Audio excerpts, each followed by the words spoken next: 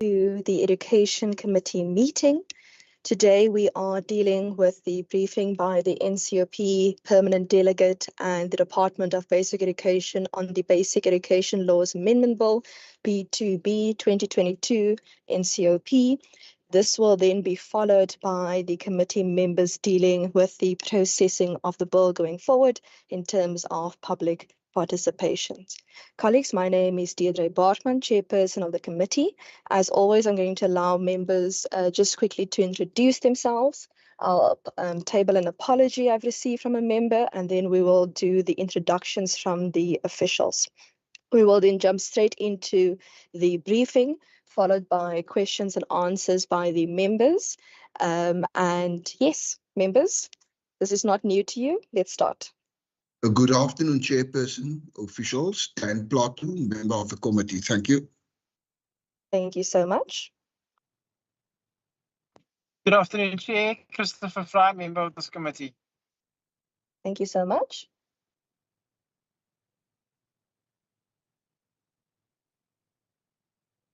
Member Brinkhuis, I see you online, but I can't hear you. Yes, good afternoon, Chair. Good afternoon to you. Good afternoon to all the colleagues. Khalil Brinkhuis, alternative member for this committee. Thank you. Thank you so much. And I've received an apology from Member Christians. Just before we deal with introductions from the officials, Ms. Hassan Musa, have we received any other apologies? Afternoon, colleagues. Afternoon, Chair. No, we have received none other than Honourable Member Christians. Okay, thank you so much. We will then now start with the NCOP Permanent Delegate, Ms. Moss, followed by the DBE officials. I know there are quite a few, and we will end off with the WCED official from province.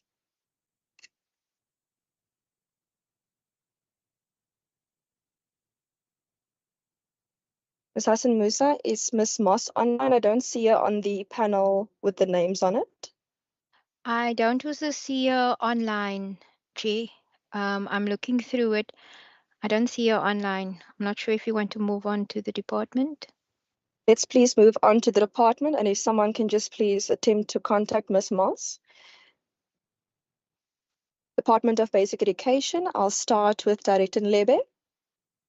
Good afternoon, Honorable Chairperson. My name is James Nlebe. I'm the Chief Director. Thank you so much. Do you wish to introduce your whole delegation, or will they be introducing themselves?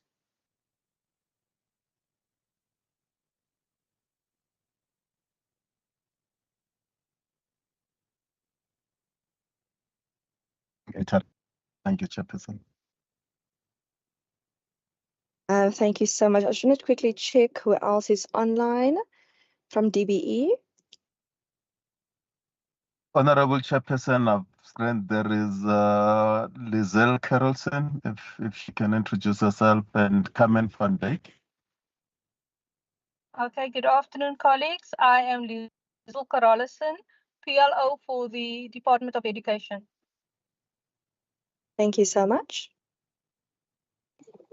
Good afternoon, members, honourable members. Carmen van Wyk, Office of the DG in Cape Town. Thank you. Thank you so much. Okay, and then I think it's just Mr. De Vega from Province then.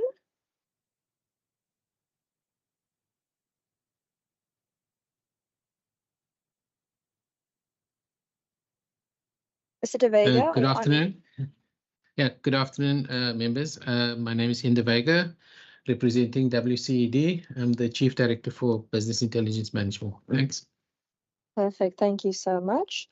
I saw some more members joining us. If we could just conclude those introductions, please.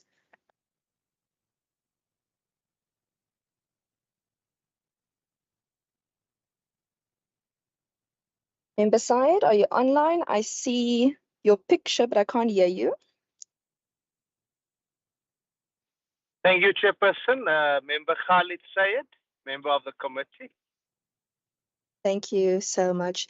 Mr. Nlebe, we're going to jump straight into the presentation. and that will then be followed by questions and answers. The respective documents as received has been forwarded to members. Thank you.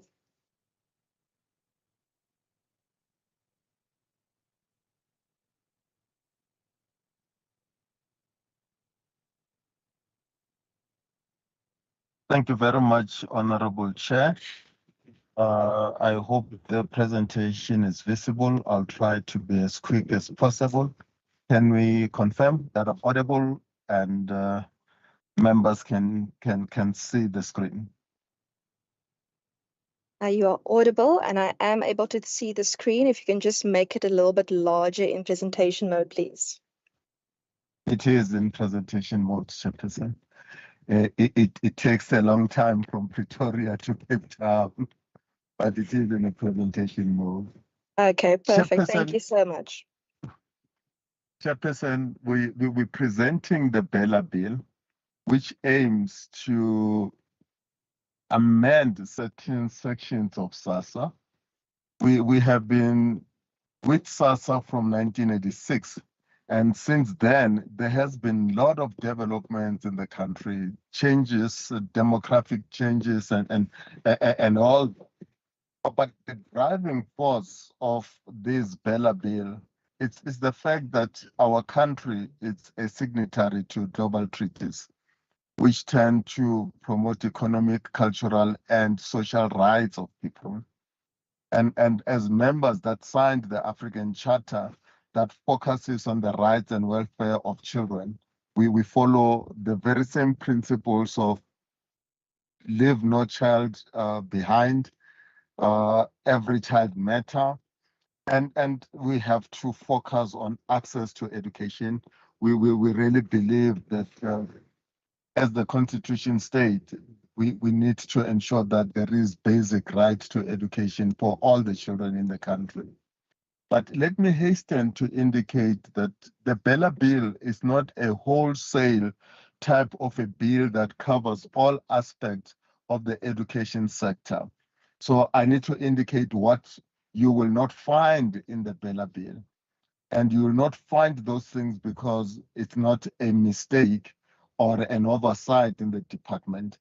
The bill focuses largely on the administrative and management processes that happens at school level. So you will not find issues of curriculum covered there.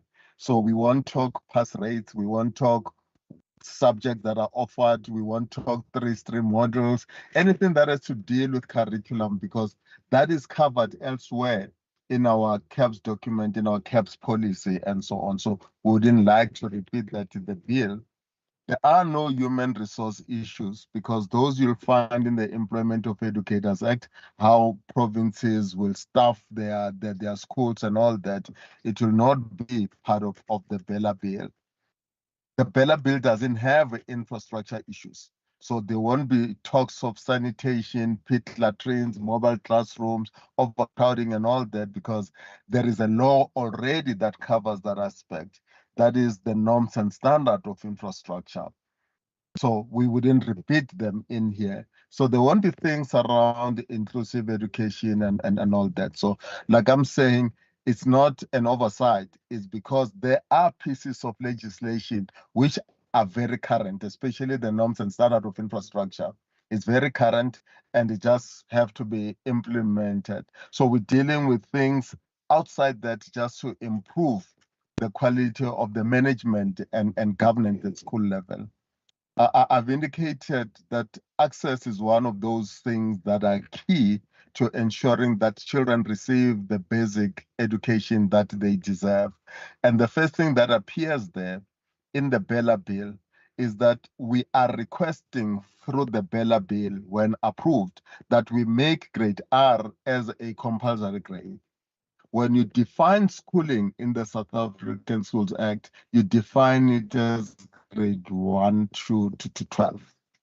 That excludes grade R's. So what it means is that parents then become overburdened because they have to fund grade R from their own pocket. If a school has grade R, they are not included even in the post-establishment. They are not even included when we provide nutrition to those. So it's parents that carry that grade and even pay for the teachers that teach them. When post-establishment are released, a principal is given the number of teachers according to the number of learners, but grade R's are not included because they are not in SASSA. Hence, we're requesting to amend SASSA so that we bring grade R, then grade R's will then benefit in terms of getting qualified teachers, in terms of resourcing, in terms of parents not paying for that grade R, especially if it's a no-fee school, if it's a no-fee school. The Bella Bill focuses on changes around the admission policy and the language policy. I want to deal with these interchangeable because the wording of the admission policy and the language policy is exactly the same. In the current SASSA, it is the SGBs that have the authority to determine the language and admission policy. And these powers are given to them without any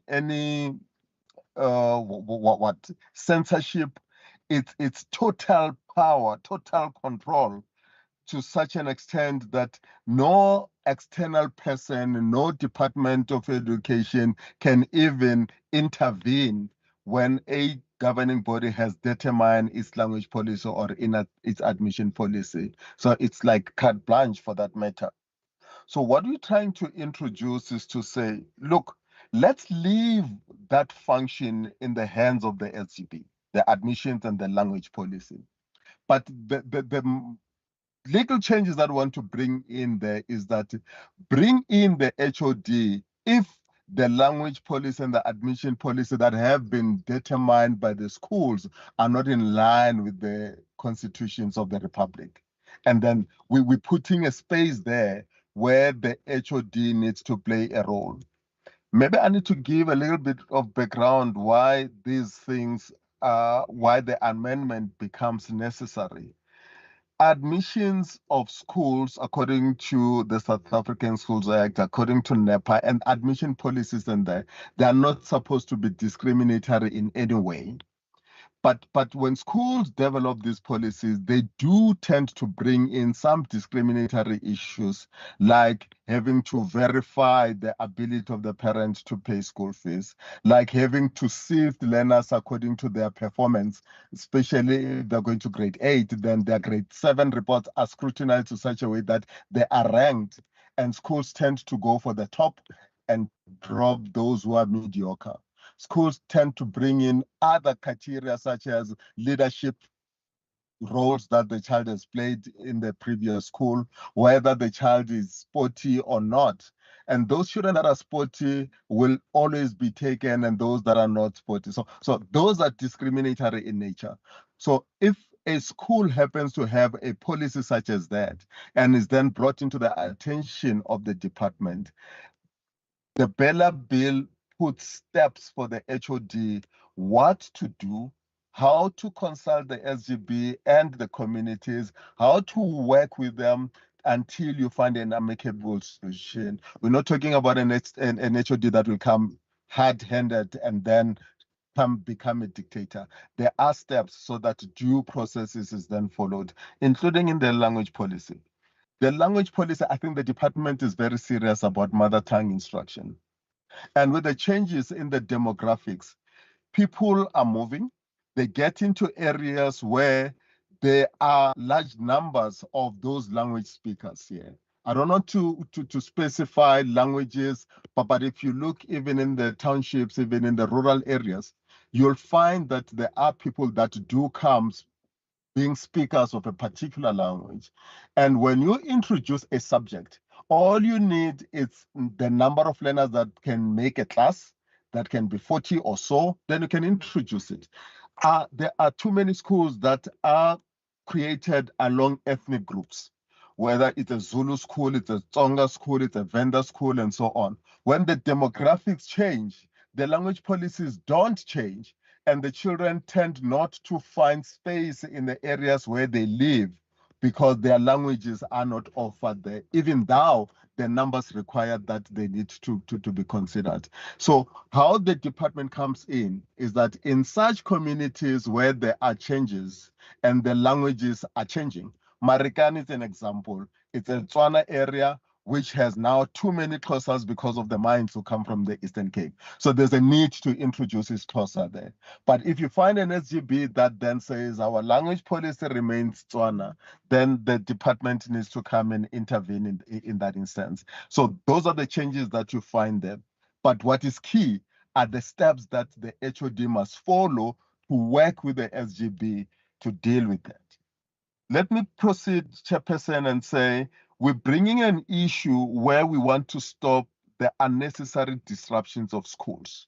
You are aware in the Northern Cape in 2-3 years back, the area in John Gauthiwe has spent the whole year with children not attending school because the community wanted a tarred road.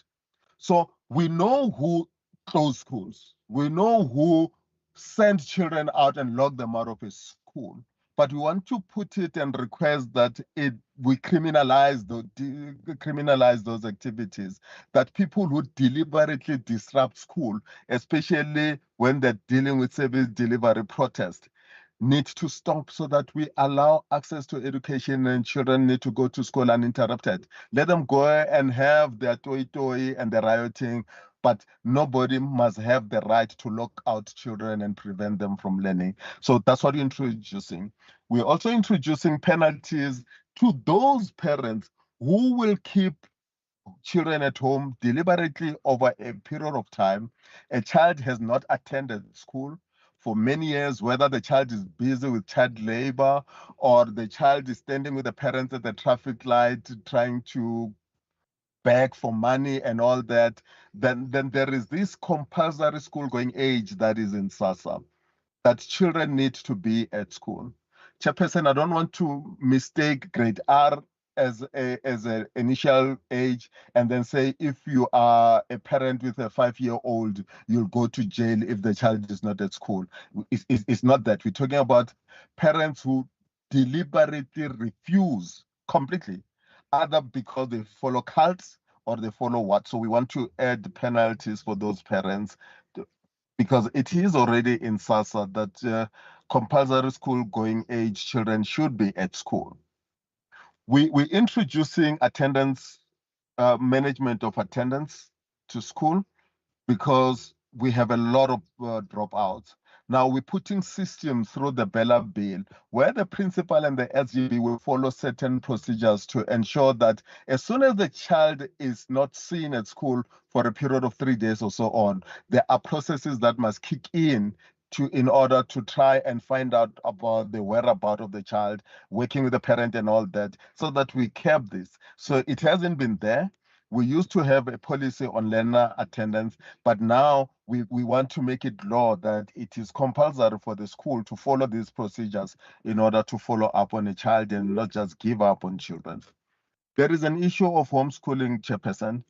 Homeschooling is one of those that are prescribed in the Constitution, especially under independent schools, which we will call private school.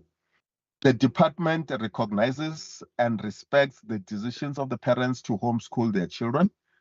And in fact, it is helping the department when parents take such type of a responsibility, because there will be few children that will then be at the basic education schools. But what we're putting in the Bella Bill, we're requesting parents that homeschool their children that they need to register. The department needs to know about the whereabouts of the children at all times.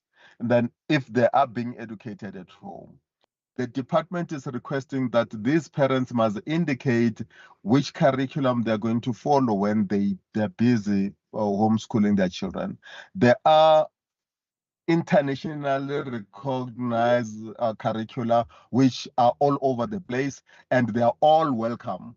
Any parent is welcome to use any curriculum of a choice. We're not prescribing any curriculum, and we're not saying parents must follow the caps, and we just say, let us have an idea what you're doing. And lastly, we're asking parents who homeschool their children that at the end of a phase, F1 to 3, and the next phase, and like that at the end of the phase, can we get an independent voice that can confirm that the child indeed is receiving education and the child is progressing? So an independent assessor may be a teacher, may be somebody who's qualified professionally, may be somebody that can say, yes, as far as we are concerned, this curriculum that they are following and the child is receiving education. So those are the three things that we're requesting when we deal with homeschoolers. In between, parents have the right to do anything. I know when we started with the bill, when it went to the National Assembly, they were saying like home visits and all that, which are no longer part and parcel of the bill that is sitting in front of you now. The bill also goes to town about the merger and closure of small and non-viable schools. 10%, these are schools that are non-viable, where it's not workable. A one-teacher school, a two-teacher school, that it's better to bring the resources together and merge them where possible. How are we bringing this? It has been in SASSA, Section 12 of SASSA. But we've realized that provinces were taking shortcuts in dealing with these small and non-viable schools. Schools will be closed willy-nilly. Schools will be closed without consultation and things like those. So what you find in the Bella Bill are steps that every provincial department must follow from A to Z if they were to merge or close a school. With the most important thing is that of consulting the community within which the school is found, the stakeholders that are within there. There are unions, there are school governing bodies and all that. So that it shouldn't be a decision that is taken somewhere in a provincial office and then it affects people. Chairperson, the Bella Bill has a lot around school governance. So I said it's administration and governance. There are SGBs that are ineffective, SGBs that are not functional, and they remain in the system for quite a long time. We're requesting that through the Bella Bill, can we strengthen the power of the HOD to remove such SGBs that are dead? There are people who get elected and they'll spend many, many years. In the 3 years that they are, you find that they're not even serving the community, they're not even in there. So we want to track this process, that remove them and replace them. Find the school, let them re-elect, let them do whatever, but you can't keep SGBs that are not working. So we're asking that through the Bella Bill. We're asking that there are SGBs that are there, given functions to perform. The function that comes to my head is that of recommending teachers to the department. They need to shortlist, they need to interview. A bulletin might come out in March, and you spend 6-9 months, the SGB hasn't done anything around that. It's one of the functions that I'm just giving an example, and any other function. So we're saying if an SGB doesn't perform a given function within a period of time, the HOD will communicate with them, and if it fails, the HOD must take those powers away and find ways in which such powers can then be used in a school.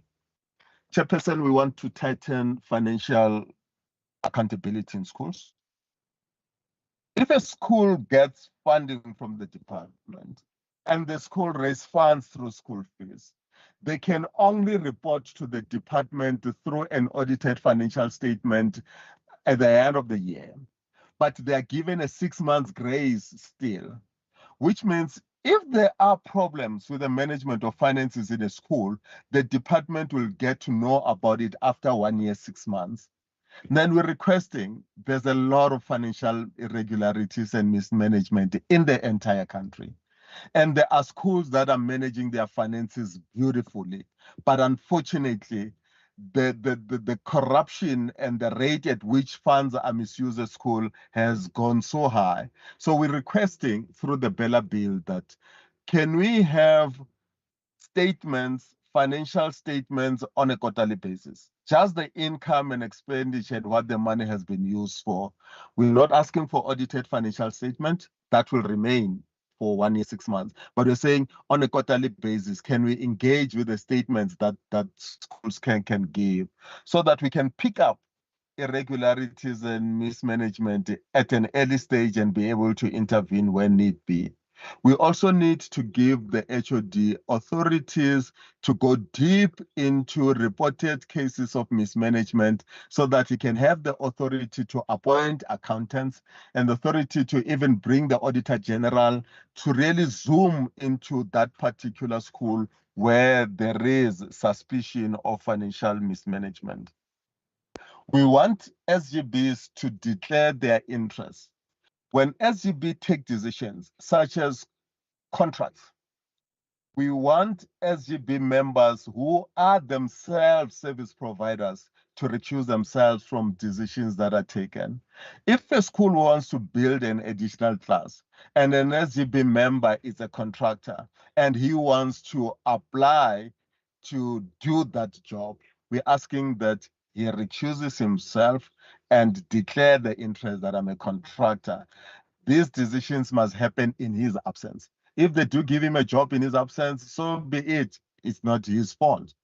That includes even when we deal with recommendations of appointment, because there will be relatives there. There'll be, basically relatives there. So we say, recuse yourself, put it there. Originally, people were asked to declare their interest from the beginning, even their financial interest. And through hearing what communities were saying, we then said, let's remove it. Let's just deal with recusal.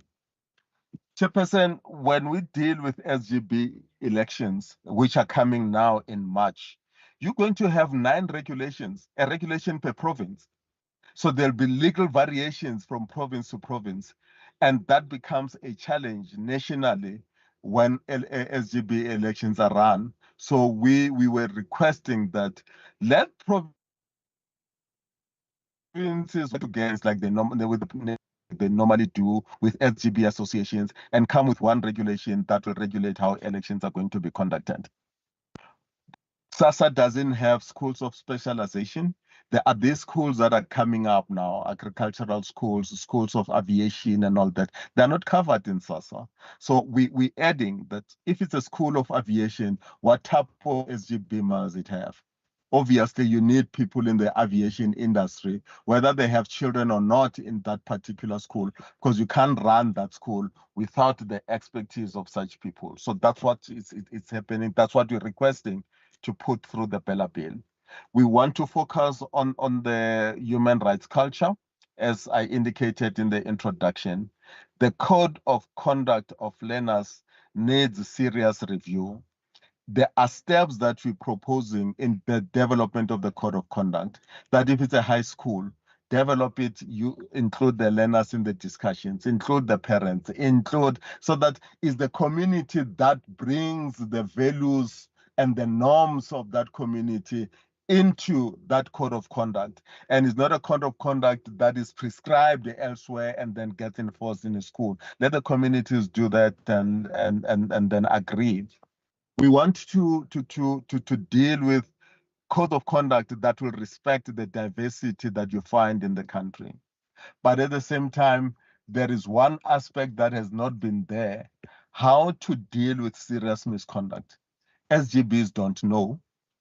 There are misconduct of absenteeism, not doing work, and so on. But when it comes to criminal type of activities such as stabbings in a school and all that, we want to put it through the Bella Bill, how to guide school governing bodies to deal with those cases, especially when it's cases that will lead to expulsion, that we do it correctly. And then SGBs are confident that they've done the job correctly, then the HOD needs to support them in that regard. Still on human rights culture, we're abolishing corporal punishment. Honorable members will remember that corporal punishment has been abolished even at home by the Constitutional Court. But we going ahead and indicate more on corporal punishment. It's not only spanking, it's not only hitting the child, but there are other things that demean the child, such as insulting, calling names, making a child do exercises as a punishment, making the child stand on one leg, for example, and all that. And we adding onto the definition of what corporal punishment is. I know we'll be asked that when you emphasize that, what is the alternative? When the bill gets passed, then there will be method of alternative to corporal punishment, which teachers and SGBs need to be trained on and follow that. And there'll be consultation when these are then decided upon, because SGBs, the school management teams, and their unions are key in driving processes and policies at school level. Chairperson, there is one sentence that is creating problems. The center just say the minister should regulate on learner pregnancy and full stop. This is interpreted as the minister being given power to allow for abortion, the minister to allow children to go through preventative measures like injections and pills and the distribution of condoms and all that. No, here we're talking about access to education. We're talking about a regulation that will talk about keeping children at school who are pregnant and not deprive them of education. We're talking about a crop of teachers that don't know how to manage pregnant children in a school. There is no guidance. It's high time that we begin to deal with that. Because even in our law, we don't know when a child misses a test because of pregnancy issues. What does the law say? Quite. How do you cooperate with a parent of a pregnant girl? How do we make parents responsible for some of the things? When must a child be at school, and when will the child, by law, be told now you're about to do, please go home and all that? So there's a gray area there. So that sentence that says the minister must regulate, it means the minister must come up with ways in which pregnant girls are then dealt with at school level. But remember, if she comes up with anything, it can be done without consultation and stakeholders to give their input on that. So, Chairperson, that is the Bella Bill in short. The rest are changes of definitions and meanings and names and all that, but the core is what I have presented to the honorable members. Thank you, Chairperson. Thank you for the overview. I just want to welcome also Ms. Honorable Moss, who has joined us. She had some technical problems. I'm assuming that was probably the overview that Ms. Moss was going to give. We can then now, Mr. Ndlebe, we can then move on to the clause by clause of the bill.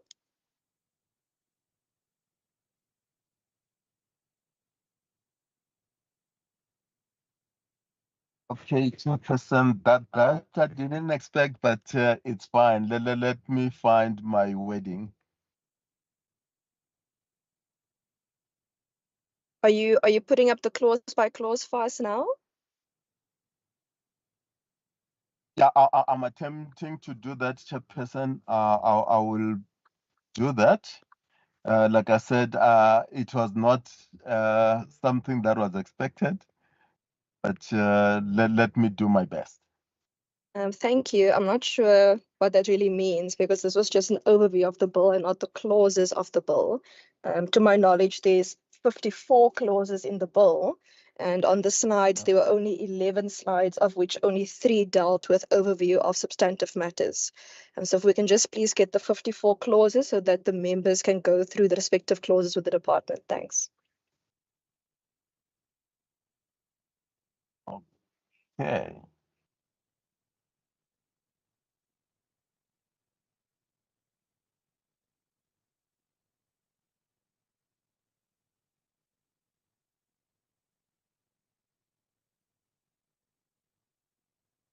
I'm trying to find it, Chairperson. Just a little bit of patience.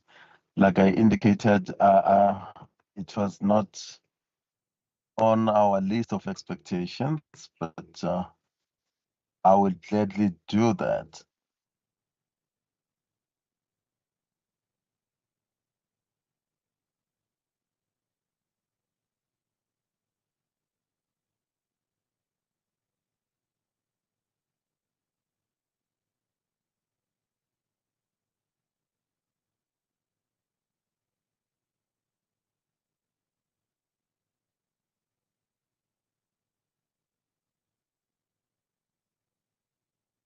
Chairperson, is there something on the screen? Yes, I can see clauses and comments from DBE. Maybe if you just make it a little bit bigger so that those who are watching from home, I know there are some stakeholders in the meeting as well, so that those at home can also just read what's on the document. Thanks. Okay.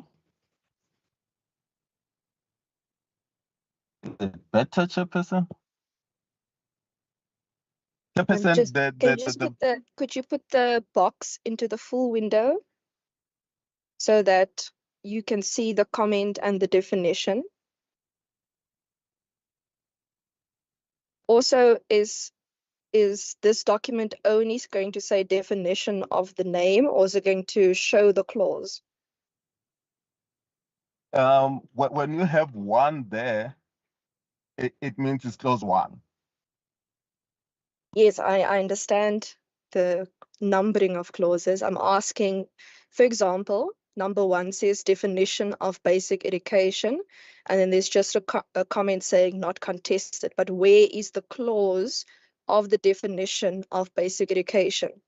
Because today, for today's meeting, we're dealing with a briefing on the bill. So we need to go through the clauses of the bill so that members are able to fully understand what it may entail, so that by the time we get to our discussion on public participation, we can have more or less of an understanding what the possible impact on the province might be, and how we need to engage with stakeholders going forward. Okay, Chairperson. Please have patience on me a little bit. Let me get another type of a presentation.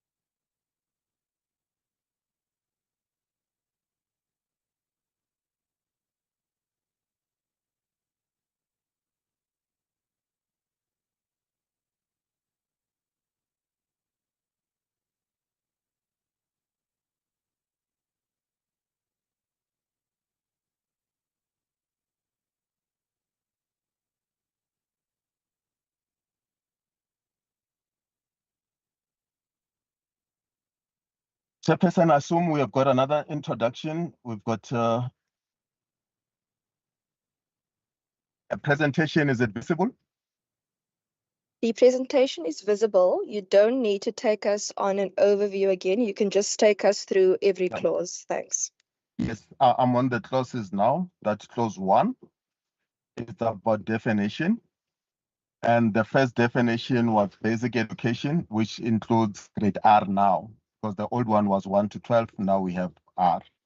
It's a definition of the word as competent assessor, means somebody who's qualified, somebody who's registered, and somebody who has papers to indicate that he has the authority to assess.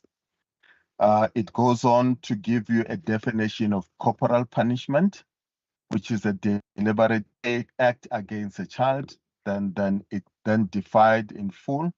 Then it starts putting in a lot of examples of what is considered to be corporal punishment: hitting, smacking, slapping, pinching, scratching, kicking, shaking a child violently, forcing children to stay uncomfortable or standing, and all that. So the whole of section 1 is about definitions. It defines special education needs, and then it proceeds. So the entire clause 1 is about definition. And clause 2 is a clause that seeks to amend that section 3.1 of the South African Schools Act. It talks about compulsory school from R, because it used to be from 1. So those changes that we are bringing in there. And it also introduces that element that if a child of a school compulsory going age is not at school, then there need to be penalties in there. Chairperson, this is what I explained before, that it doesn't mean that we'll be after every child of a 5-year that is not in grade R.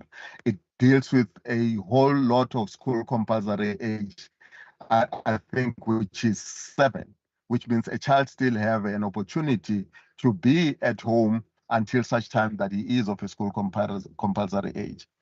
Clause 3 provides for the monitoring of school attendance by educators, principals, and school governing bodies. This is where steps of what the principal and the school management team must do when the child begins being absent in a school. Clause 4 is the one that amends Section 5. It deals with the admission age. It deals with the compulsory stipulated school going age, and it also talks to the policies that the governing bodies must do, and then allow for the head of department to interact with such policies in case the policies are not in line with departmental policies. Chairperson, let me indicate that when this went to the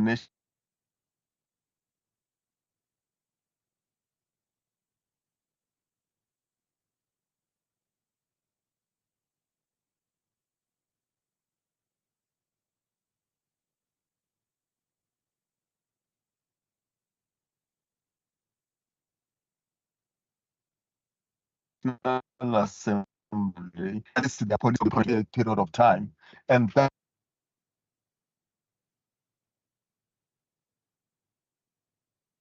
sorry, Chairperson, this is the reality of South Africa, where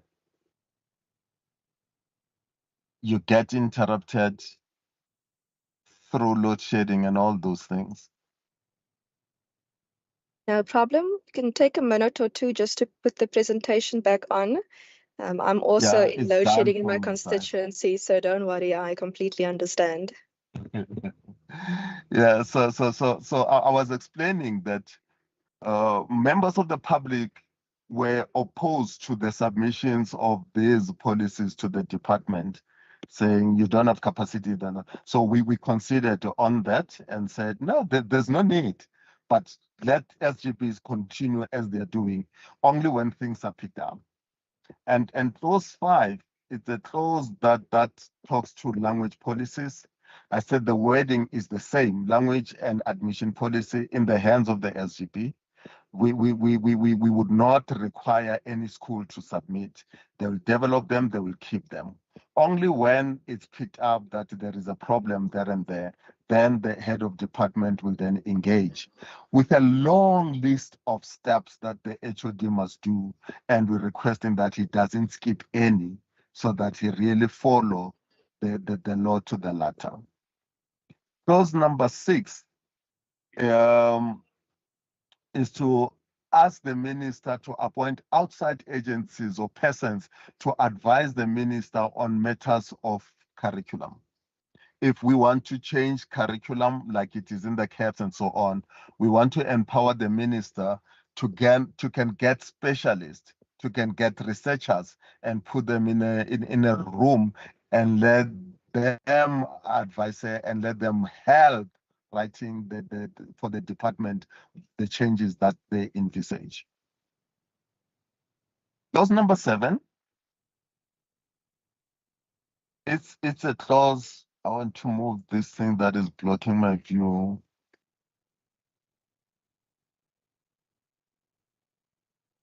It's the code of conduct that I went to town about. That when a code of conduct is developed, the code of conduct must take into consideration all these variations, and it must be consulted with the people that are affected, the parents, the community, and the learners if it is a high school. Clause 8, it's in the current SASSA. which deals with random search and seizure and drug testing in schools. So it gives steps on how these things must happen. Chairperson, that clause in the original Bella Bill, it also had issues of alcohol, the sales of alcohol and how it's done. But in the copies that we have now that went through the National Assembly, there's no mention of alcohol anymore because that was debated and opposed by those commentators when the National Assembly was dealing with the bill. Clause number 9 talks to serious misconduct and clarify what constitutes a serious misconduct for learners, which then guides the SGBs on how to deal with cases where a learner may be expelled. And these are normally criminal cases like stabbing at school, like rape and all those type of things. So clause 9, it just enforces the power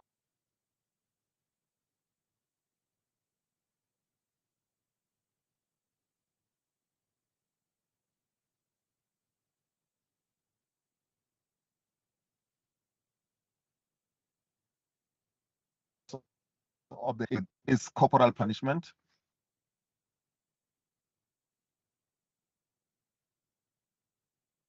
Chairperson, then yeah, clause 10 is corporal punishment.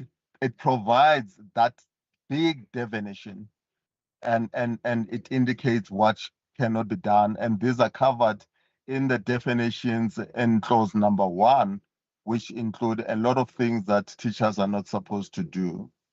Clause 11 is the abolishment of initiations in schools. Normally, when grade 8 arrive at a school, they are subjected to all sort of treatment in a school, which demean them and which makes them feel very uncomfortable. We asking schools not to initiate learners, but come up with programs that will integrate these learners without making them feel out of place. Clause 12, it talks about giving permission to schools if they want to change the nature of the school, the curriculum of the school. I've spoken of schools of specialization that you can apply to the MEC and say, we're no longer following this stream. We now want to introduce this. It's just that clause that says you have the right to do that as the MEC if you want to change, and the MEC will then consider that. Clause 13, it talks about the merger of schools. I've indicated in my briefing that some schools may be merged, but we've realized departments were not doing it correctly. So we're putting steps just to guide and force departmental officials not to do a shortcut when they deal with these things. Clause 14, it's amending section 21. It's about procurement of materials and how it changed even during the discussion. It's an enabling clause that allows various schools to come together to procure goods and services using the economies of scales. This has been used wrongfully by other provinces, Chairperson, like the Eastern Cape, I must say, which then dictate and order things on behalf of schools. So in this act, we're putting steps that the HOD must follow and talk to SGB if they want to combine resources. Because if it's a Section 21 schools, money needs to be given to that school. Then if you've got something cheaper, when the money is with the schools, instruct the schools to go and purchase it there and use these economies of scales to do that. So this was a challenge because of the mistakes and the court judgments that came from other provinces that wanted to procure goods on behalf of schools that are Section 21 schools. And it's something that cannot be allowed. A Section 21 school has the power to purchase, but then allow them to work together if they want to purchase things together. Number 15, it's about the functions of SGBs, that if they're not doing them, and there are reasonable grounds, not willy-nilly, not dictatorship, that you then want to remove the functions that they're not performing. I've given one about appointments. Maybe you've been given money by the department, you're not utilizing the money. It's such things that we're saying clause 15 allows the HOD to then work with that SGB and take the function if there are no changes at all. Section 16 changes that of 23 in SASSA to allow the governing body to bring any specialist, anybody, anywhere in their community to be a member of the SGB, even if that person is not a parent in that school, because you need the skills, you need the expertise. So it allows the SGB, without restrictions, who can agree that they're bringing somebody in there. Then 17, it's about special schools. If it's a school for the blind, they must go for specialists and people in that community, the school for the deaf, the school for whatever, that it allows those specialized schools to bring any skillful person to assist them to work in the SGB, even if they don't have children. Clause 18, it's because some of the things in special schools are not regulated. And we're trying to say, let's protect those special schools, let's protect specialized schools and bring more issues and let them be regulated, let them be supported like other schools, especially because the skills are not in the department, but they may be in the. Clause number 19 gives the power to the HOD to dissolve a dysfunctional SGB, an SGB that is not functioning, but there are steps and there are appeal processes. So it's not a decision that an HOD can just take without following those. And clause 20, it's about declaring interests and personal interests. In the original bill, that's how it looks like. But the bill that has come from the National Assembly have removed that. What is left is recusal, which I indicated that people need to indicate their interests, whether they are contractors, whether they are related, when they deal with things. So it will appear as recusal. Clause 21 replaces 27. That no SGB member may be paid for doing the work of SGB. It is in the current SASSA as well. But what it then says is that they need to be reimbursed. An SGB member that uses his own money, his own transport for the school and all that needs to be reimbursed. That's what Section 21 is all about. No salary, but reimbursement allowed.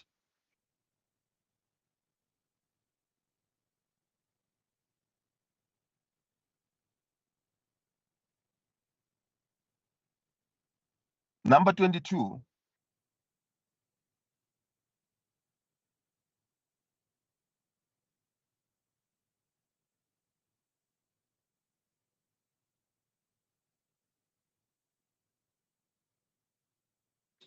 Mr. Ndlebe, if you can just put it back on, I think with the technicalities, it just went off quickly.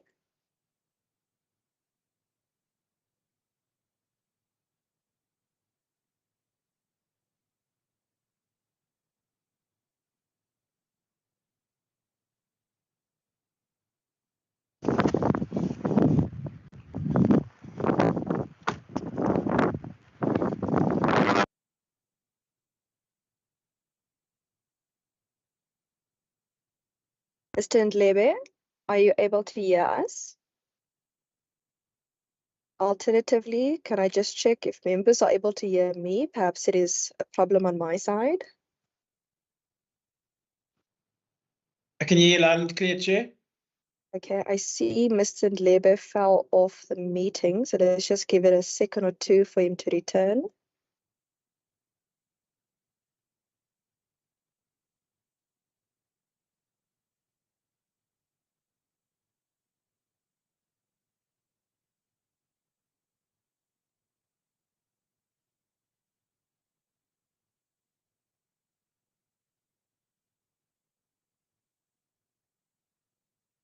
Alternatively, Ms. Carolison or Van Wyk, if you are able to continue with the presentation, that would also be appreciated.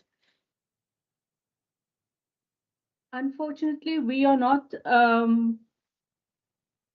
it is not possible for us to continue with the presentation as we do not have the close by close analysis. Only Mr. Ndlebe deals with that. Okay, no problem. We stopped at 21 and 22, so we'll just wait until Mr. Ndlebe is back online quickly.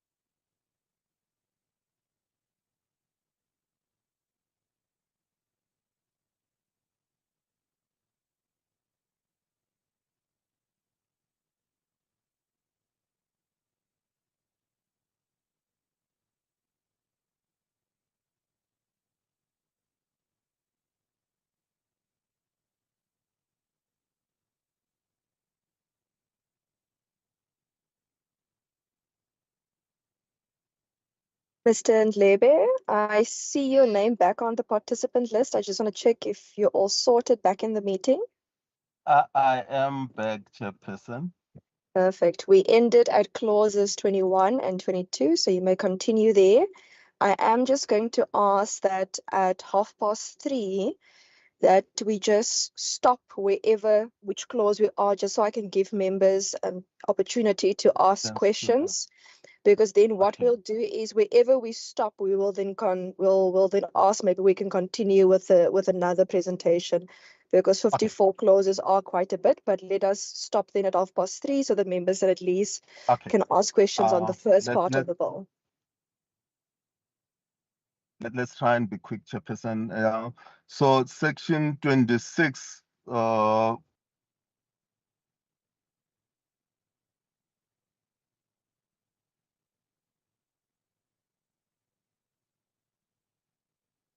it's about, I said 25. It's about dealing with those major and closure of.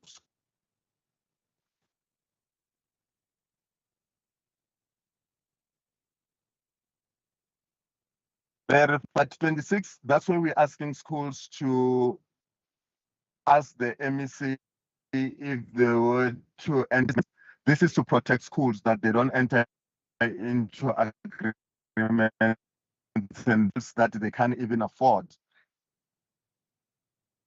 So they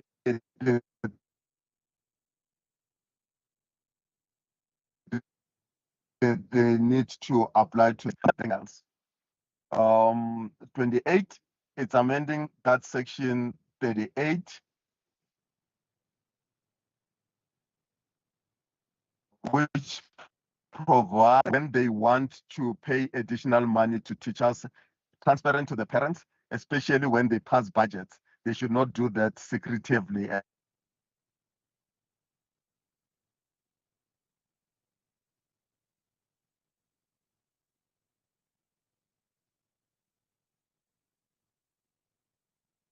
Mr. Ndlebe, you're just breaking up a little bit in terms of sound. So I just wanted to check if others are also experiencing this. Yes, Chair. Mr. Ndlebe? Yeah, ma'am, I'm really don't know what to do now. Okay, I can hear you now. Yes. And then we lose the presentation again. I really don't know what to do now. These disruptions are annoying. Okay, so 29, it's still about how schools pay their teachers additional, either in kind or in. We're not stopping it if the school can do that. All we're asking is that the school must try and be transparent and inform the parents, especially when these votes, budget votes are done.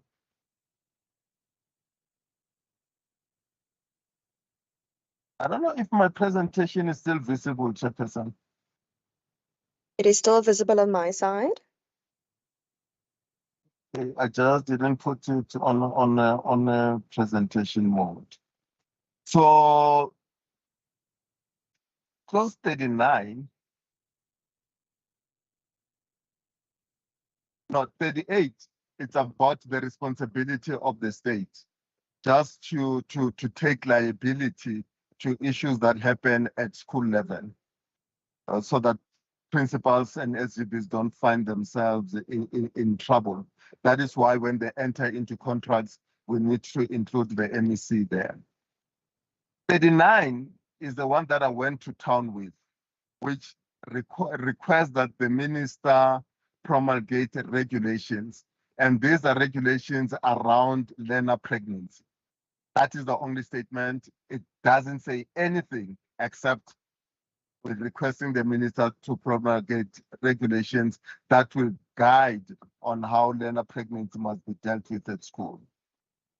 Number 40 is just a replacement of the preamble of SASSA, nothing much. You'll find that in the definition as well. 41 and 42 is just technical amendments of the Employment of Educators Act, nothing seriously. And Chairperson, you will realize that from here on, you're going to deal with just technical changes of word, including an S there. During that, you're not going to find anything that really affects the bill as such. Like when you look at clause 47, it's just inserting a phrase that expands the list of acts of serious misconduct of teachers. 48 is just an amendment, technical amendment of section 18 of EA, and then go on to 49, just insertion of things. And 49 is about teachers that are not allowed to do business with the state. You cannot have a contract and a tender with the state. So it's amplifying that in the Employment of Educators Act. 50, it's what is in the Employment of Educators Act, just to put in some regulations on norms and standards. And 51, repeal section 38A of EFA. So it's no longer applicable. 52 and 53, technical changes. And 54 provides for the short title. The short title is, what is this bill going to be called when it becomes law? Chairperson, that finishes all the clauses because some of them have been removed by the National Assembly. Thank you very much, Chairperson. Okay. Before I take questions from members now, Mr. Ndlebe, I am going to ask that DBE does need to send us the clause by clause for the bill. What we've done now with this second presentation was a clause by clause analysis. So when we do clause by clause on legislation, for example, when you look at the clauses 21, 22, 23, 24, 27, 28, 29, and so on, they are amending original legislation because they are amending that. So there's something from the original to now that's going to change. So in column 1, you must tell me the current law in South Africa is the schools allowed to buy apples. In column 2, you must tell me you forgot to insert the word pink. So the change from 1 to 2 is the insertion of the word pink or the insertion of the word the, because maybe you made a technical amendment or grammatical amendment. And then the next column is supposed to, for example, be like, this is going to be the impact or these are our reasons. So we've really gone through the reasons and the recommendations from DBE, but many of the analysis didn't actually show us the actual clause. It didn't show us clause 1 says, quote, we want to buy pink apples, quote, closed, for example. But for now, I'm going to open up the floor for questions and then we can deal with our administrative matters at the end. Colleagues, I'm going to take 3 hands at a time as usual, 3 questions per members, and then I'll open up for another round.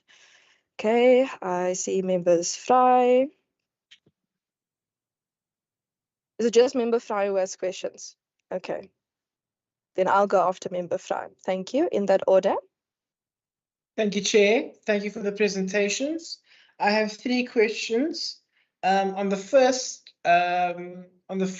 presentation, on slide 8, we talk about ineffective SGBs.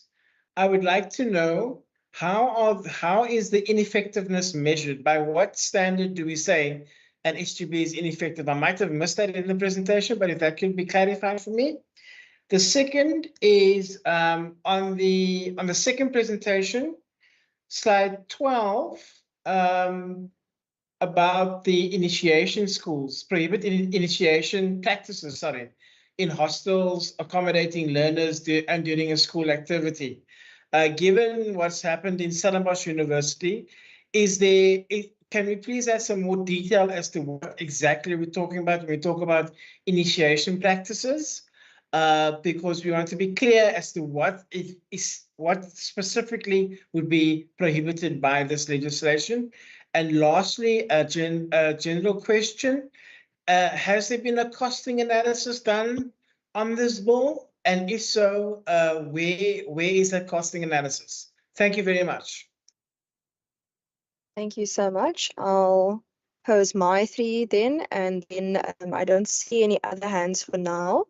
I'll then deal with those, and then I'll open up for another round of questions. My first question, Mr. Ndlebe, is I couldn't find a CS on the bill. Did Cabinet do a socio-economic impact assessment? My understanding is when a minister introduces a bill and when there's going to be cost involved, there needs to be a CS. For example, I saw a CS from the National Minister of Finance on the Public Procurement Bill, but I have not seen one on this bill, and I also can't find the costing. So if you can just please point that out to me. Then you mentioned the regulation that you would like the legislatures to approve in the bill regarding pregnant learners. And I just want to find out, has a draft regulation been drafted? Because when legislatures put regulations in legislation, essentially what we're doing is we're legislating away our power. We're giving our power to a minister or to a regulator or to an institution. So in order for there to be a regulation, we must at least understand what particularly such regulation is going to entail. Okay. Then my third question for now, and I'm going to start with clause 1. I didn't hear about, and I also didn't read about definitions regarding online schooling, definition for meeting or definition for special needs education. If you could just maybe clarify whether there are definitions and if so, what they are. And then I will complete my round of 3 questions there, and I'll keep my rest for the next round. Thank you.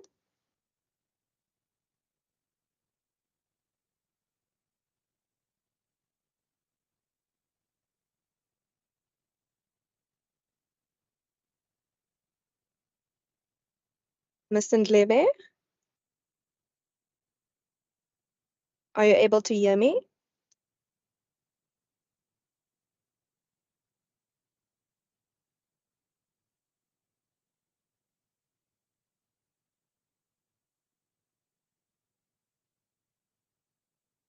Okay, I think Mr. Ndlebe has fallen off the meeting again. Let's just give it a minute or two.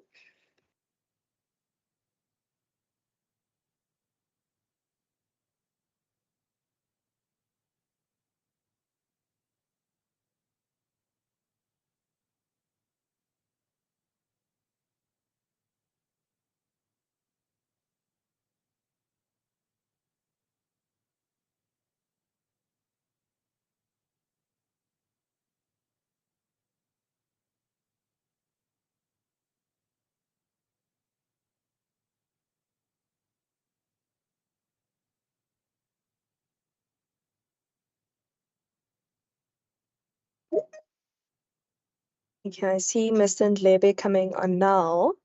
I am aware that at the end, I also need to give WCED an opportunity to add anything on the bill if they so wish, but let us first see how far we get and then we go from there.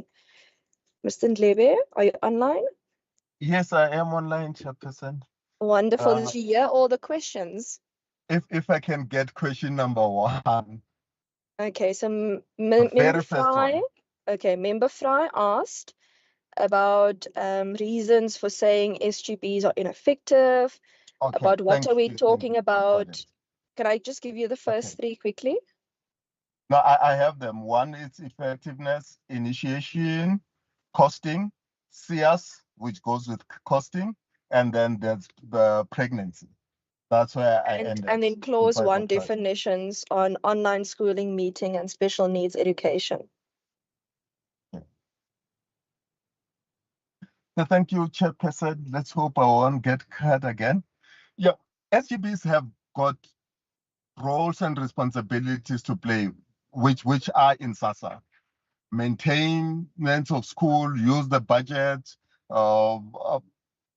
recruit teachers, develop policies like religious policy, language policy, and all that. So this is prescribed, they need to do it.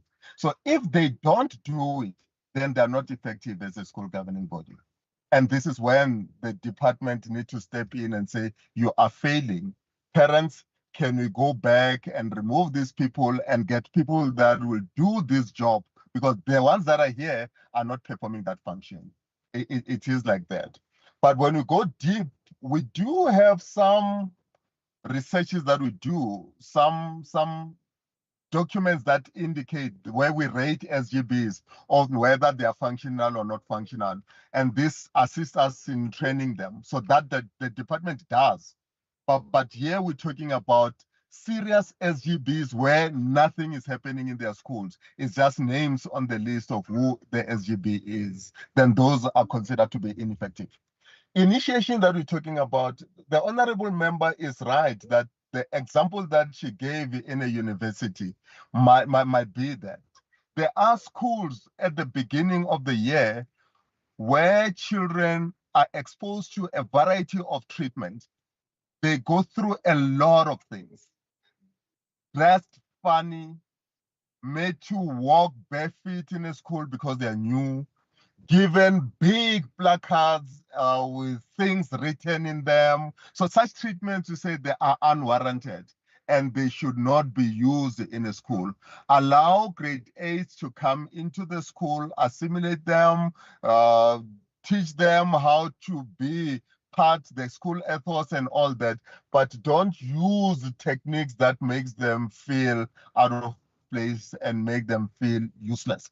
Those are the initiations that we're talking about. Costing was done, Chairperson, and we can make it available. We presented this to the National Assembly as well because they wanted it. CS was done because the bill wouldn't have come to Parliament even from the first initial stage unless CS was done. So we do have a certificate that comes from the presidency that indicates that we can go ahead. And that CS especially focused on costing and any other elements that was in there. So we will make the costing available and we will indicate the proof that the CS was done.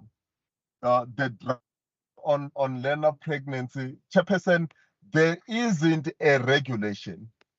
It's a gap that says, can honorable members allow the minister to do these regulations so that they can follow the normal processes of approval of regulations? But it's not zero. There is work that the department has done and is doing at the moment as draft, so that if honorable members agree that the minister must do that, she's asking for authority to do that. If she does that, then that document will kickstart that processes of having to go for public comments, consultation, and all those steps until the regulation gets passed. So we could have something if honorable members are really interested in looking at which direction is this thing going. I think we can make that available. The definition, I was really out, but I think it's a definition on special school, Chairperson. Here I was completely out. I didn't hear a thing. So I was looking for whether there's definitions for online schooling, for meetings, the word meetings, and for special needs education, because I couldn't find that. Maybe I missed it. If you can maybe just assist me there. Yes, Chairperson, your first request was that you want to see the actual document as it has passed from National Assembly. It does cover the definition of a meeting as influenced by the public hearing. That there is that definition, and the definition of online schooling, minimal as is, because here when issues of this came into being, the Bella Bill was far ahead. So what the department did was to put up a unit that focuses on online schooling, because there are schools that are already running, but there are no regulations, there are no guidelines and so on. So the department with its provincial departments are focusing on that area, which the Bella Bill missed at that time when the Bella Bill was suggested and it went for public comment and all those type of things. But the definition of a meeting, definitely it's there. And it has been refined according to suggestions when we listen to people that were advising us during the public hearings. And just the special needs education? In my introduction, I have indicated that it is what you call, we didn't focus on special education need as such, because white paper 6 is still applicable. All we did was to include issues around school governance, but the definition of special needs, it's defined there and it has been accepted. So members will see that when we give them that document that Honorable Chairperson says she wants to see those clauses as they are, which we will provide even today, Chairperson. Okay, that's wonderful. I will then open up for a second round of questions now. If there are none, then I will go ahead. I have a number of questions. Okay, so you'll forward us then the costing as well as the CS, as well as you said you're going to forward us what is going on in that draft regulation so far, because if the minister is asking us to give her authority, it would be nice to know what exactly that authority would entail.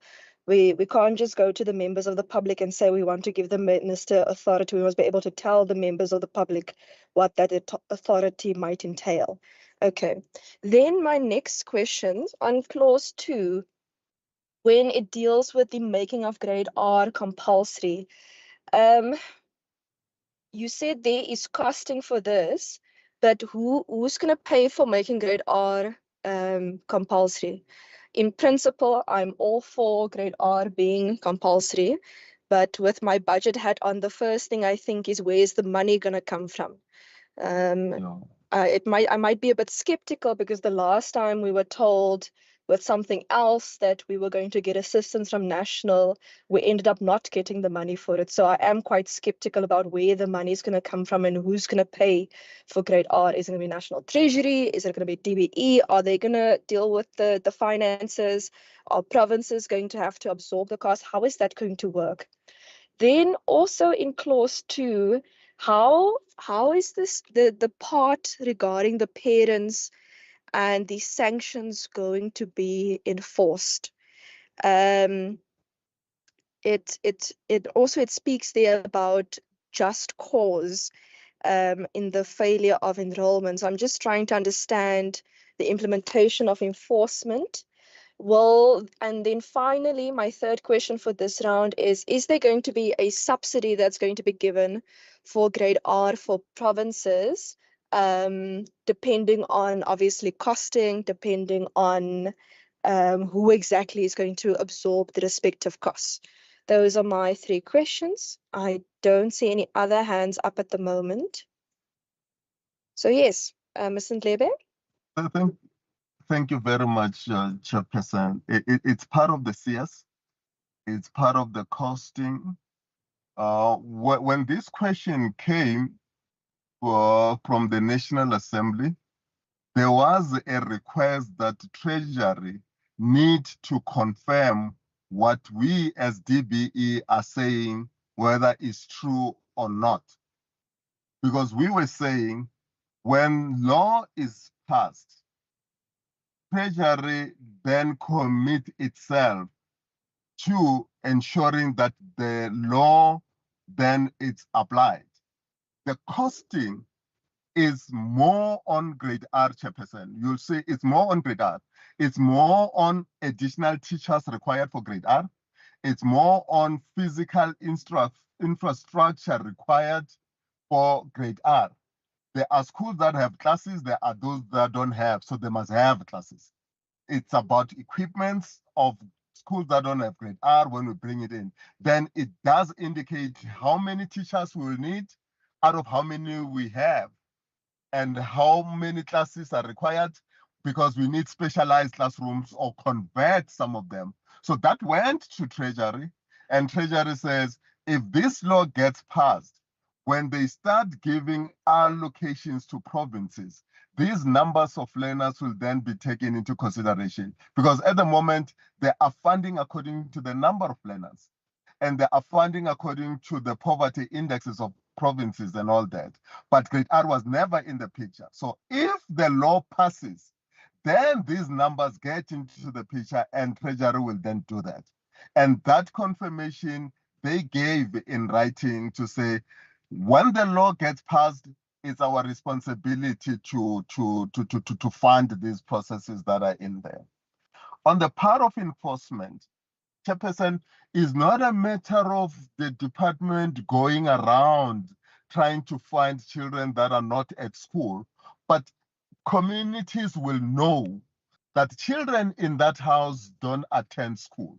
Then the department will then have to send officials to find out what the problem is. Is it a problem of scholar transport? Is it a problem of inability to have money to do anything? What is it? Is it a deliberate action that says, I don't want my child to be exposed to any education institution? That this is when now the department will call the law enforcement agencies and say they are breaking the law. But if it's due to natural causes of poverty and all that, then the department has a responsibility to support the family and ensure that the child is registered in a school. We have dealt with this where children struggled with birth certificate and all those type of things. Then we said there cannot be conditions to keep children at home. So we will find out the real reason why the child is not at school. And if it's a deliberate action by the parent, yes, that's when these penalties kick in.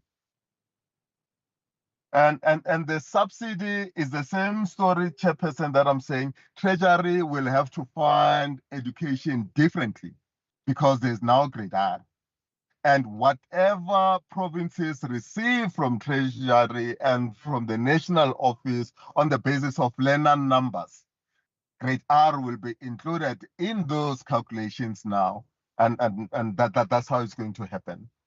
The no-fee schools will continue to be no-fee schools where now grade R learners are included completely in everything that all the children receives from government by virtue of being no-fee schools.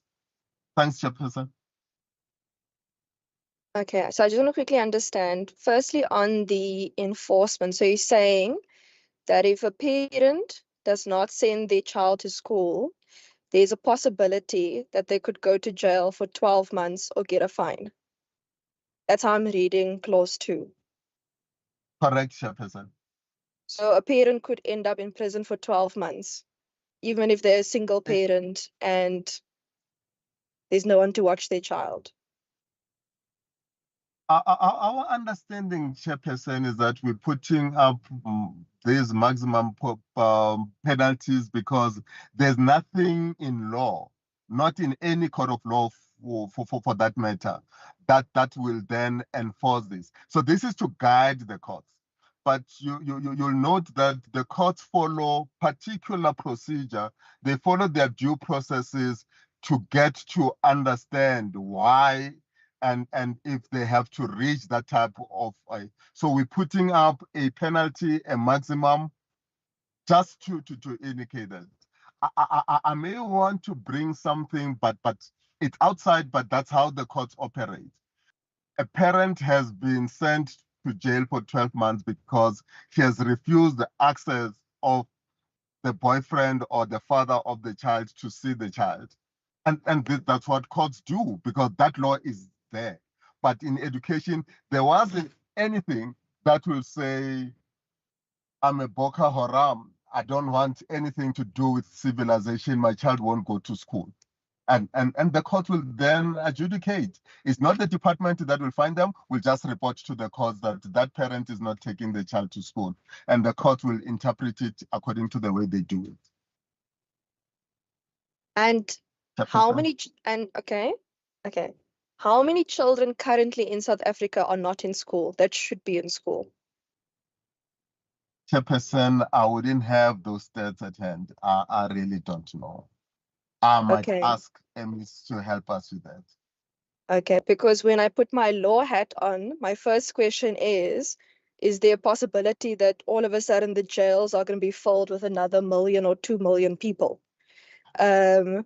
And it might not even be that parents' fault necessarily that the child might not necessarily be in school. So I do think those are type of figures that we do need. How many children are currently not in school in the country? Okay, then I have a follow-up question on the costing. You said that National Treasury will have to commit to the funding and that there's been a request from National Parliament that National Treasury must confirm whether it's committed the funding. And I just needed a little bit of clarity, because when you drafted the bill, before it came to the National Parliament and you did the CIAs and you did the costing, surely you went to National Treasury and you said, I need 10 Rand to buy these 5 apples. Are you able to give us the 10 Rand if we pass this bill? And then National Treasury will be like, we can make it work or we can't make it work. Here's the answer in writing. Please go ahead, live your life, introduce the bill. So did that happen? Did you go to National Treasury and ask whether it has the money to fund this bill? What did National Treasury say?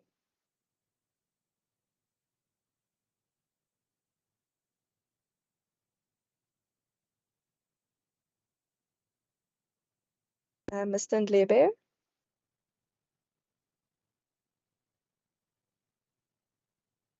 I don't see any other members' hands up, so I am taking the opportunity with the extra questions.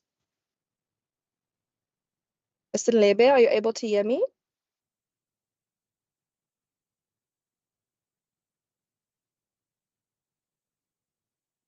Yes, Chairperson. It's part of the CS. When the president issue a statement, it means they have ticked those boxes. When I refer to the National Assembly requested the Treasury to confirm what we were saying, and the confirmation was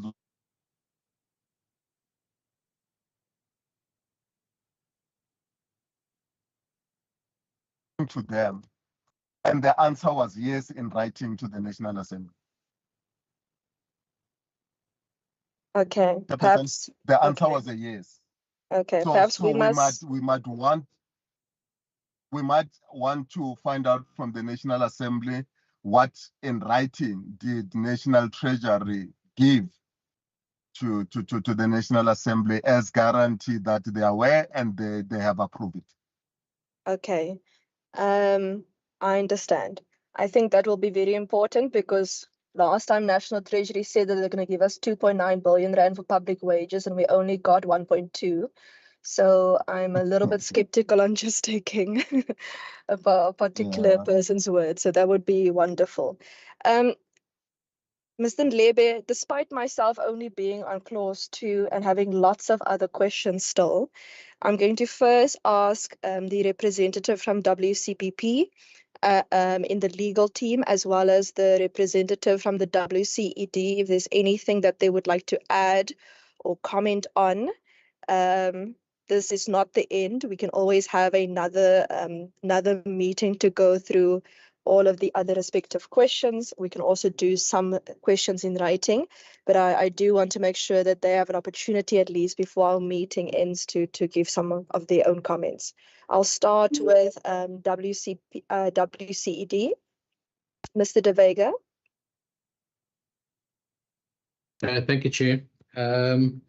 Largely, a lot of the questions have been dealt with by the members. Just to note as well that we have submitted substantive comments, to the Select Committee on Education, Technology, Sport, Arts and Culture on the 31st of January, which was the day before yesterday, where we cited reasons for opposing the amended bill. So just at a very high level, if I may, the reasons for opposement to the bill is that the National Assembly failed to comply with its constitutionally imposed obligations to facilitate adequate and meaningful public participation in the lawmaking process. So just to substantiate that not all provinces participated. There wasn't sufficient time provided in terms of notice. I think we were only given like 1 week's notice for the public participation. And when we did have the engagements, it was not made, it wasn't meaningful, basically. So this renders the process constitutionally invalid and is hence likely to render the entire amendment bill invalid if the current process is proceeded with. And then, as mentioned by the members, clause 4 and 5 of the amendment bill proposed far-reaching amendments to section 5 and 6 of SASSA insofar as they propose to transfer the power to approve the admissions policy and language policy of the public school, respectively, for the governing body to the head of department. These provisions are opposed. In addition to being impractical and unworkable, they do not pass the rationality inquiry and are unconstitutional and invalid insofar as there is no link between the stated purpose in the memo of the objects and the end sought to be achieved. In addition, certain technical aspects of these provisions are at serious risk of being held to be impermissibly vague. For these reasons, they are likely to be struck down by the court in the event of any challenge. It is accordingly recommended that the amendment bill be withdrawn.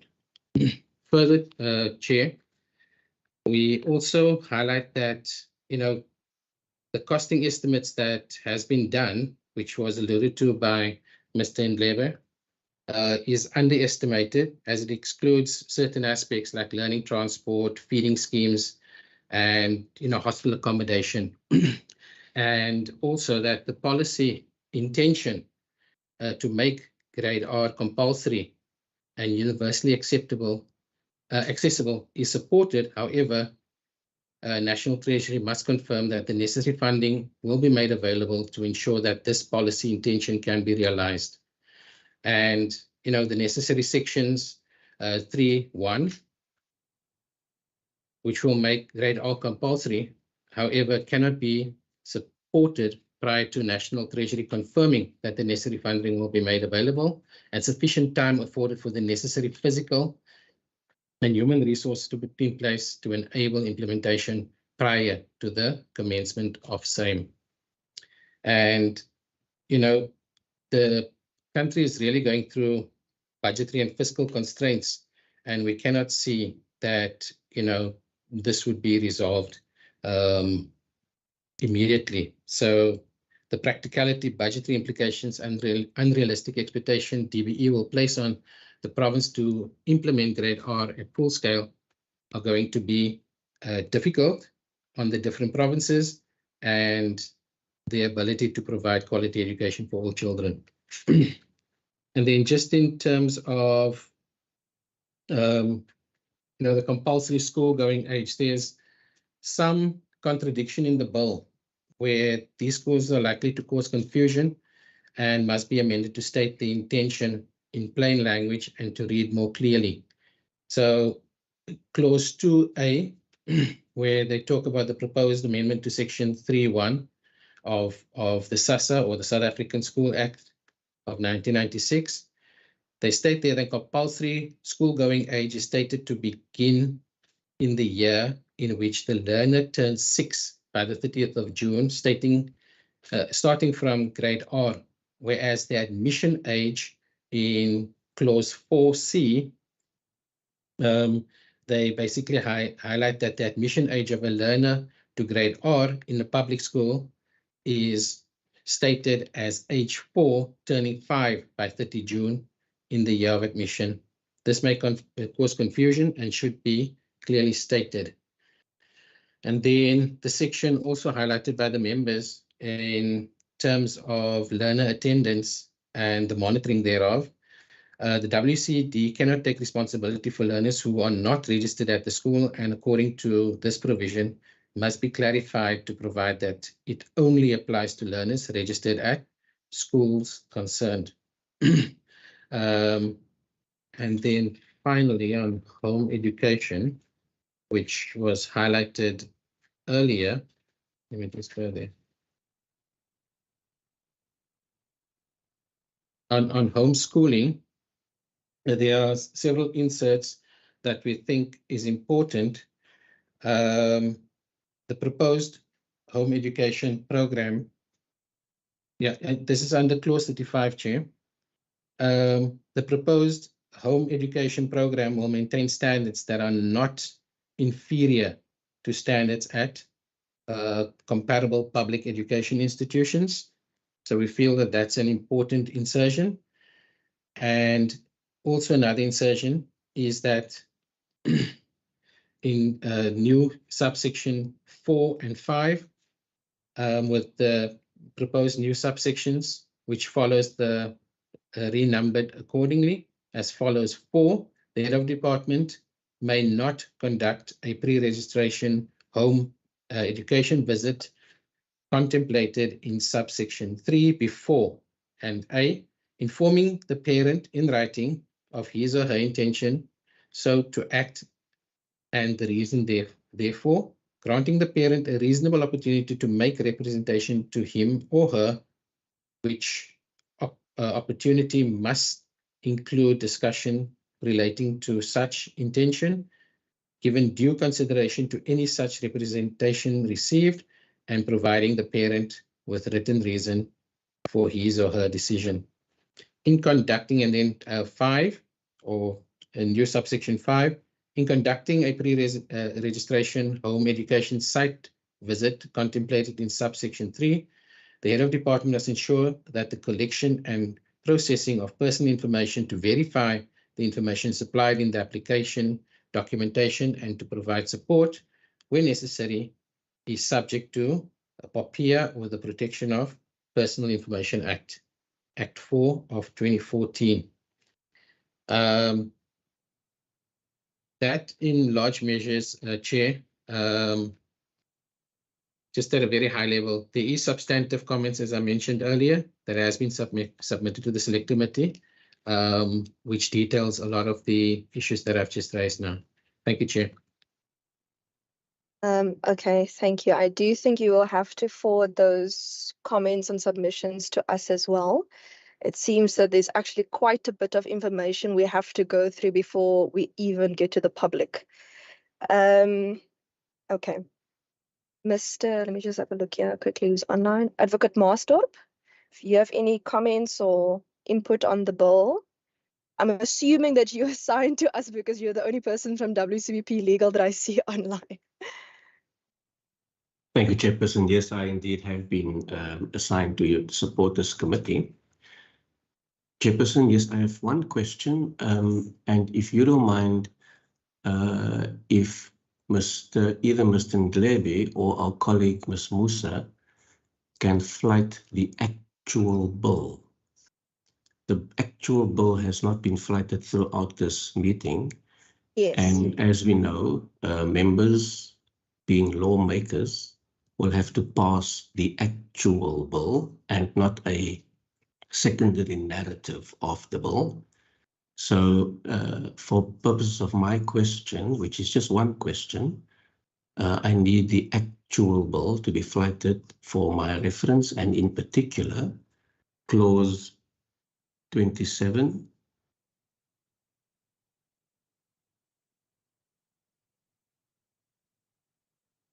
And if the size can be age appropriate as well, Chairperson. No problem. We are in the same WhatsApp group when it comes to flighting actual bills and making ticks larger. Thanks so much for that. I'm not sure who's flighting it. Is it Ms. Musa? Yes. Good, so, clause 27. I want to refer to two clauses, and then my actual question is based on another clause. Clause 27, Chairperson, 27 reads as follows, and this is what I have in front of me. Good, there you are. Chairperson, let me just premise the following so that members get a sense of where I'm going. The minister, the national minister, has an equivalent in the province, being the MEC, and they are the political head, respectively, of their portfolios, and in a way, they provide the policy direction and the strategic objectives of the country and the province, respectively. So they give policy direction.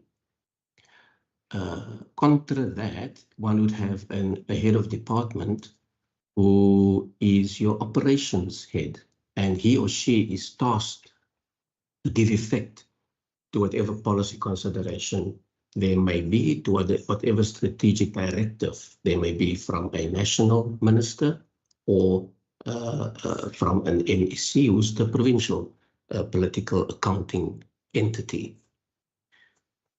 So that one would then, when one reads these kind of bills, one wants to keep a clear distinction between the roles of these functionaries in order to ensure that there isn't a straying into each other's arena, and that, for example, a minister or an MEC does not descend into the operations arena and muddle the waters where he or she doesn't belong. Clause 27 reads as follows, that it seeks to amend Section 37 and provides that the governing body of a public school must establish a school fund and administer it in accordance with directives issued by the head of department. On the text, Chairperson, there's nothing wrong with that, in that it confirms the premise I use as a working premise, that a head of department issues directives, is involved in the operational matters of a school, to a degree, of course. For example, when it comes to administering of a school fund and related financial issues. That's clause 27, where the point I'm making is that the HOD is the operations functionary. Clause 32, Ms. Musa, if you can scroll to that. Clause 32 similarly provides, in that it seeks to amend Section 43, that if the HOD deems it necessary, he or she may authorize officers to conduct an investigation. I notice that the MEC is now not the operative entity there, but indeed, when it comes to investigation into financial matters, the HOD, it being an operational imperative, financial matters being an operational imperative, is within the domain of an HOD. There's nothing wrong with clause 32 as far as that role definition is concerned. In fact, it seems that this bill, the drafters of this bill, equally realizes that, because now there's a deletion of the political entity and a substitution of an operations entity. That is consistent with my working premise that an MEC is a political head and an HOD the operations head. There are other clauses in this bill where that dichotomy is consistently applied. Nothing wrong with that. Could I now focus the committee's attention to on clause 26, on which I will base my question. Clause 26 reads as follows, that, and it seeks to amend section 36. It reads that a governing body, this is 26A, a governing body may not, without the approval of the MEC, enter into a loan, lease, or overdraft agreement for any purpose.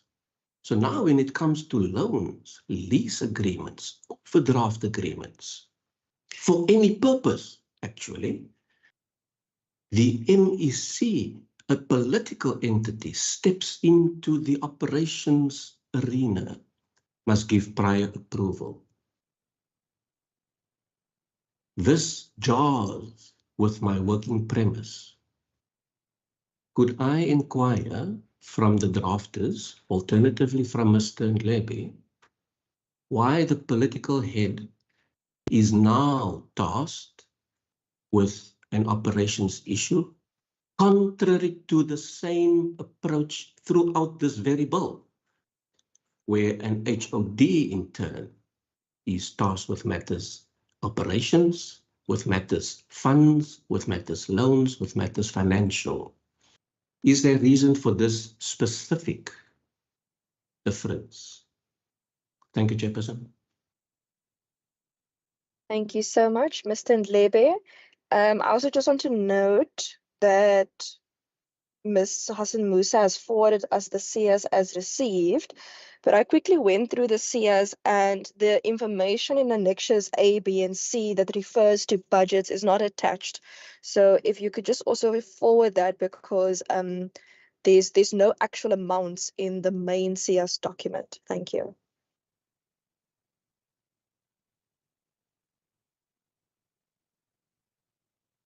Noted, Chairperson.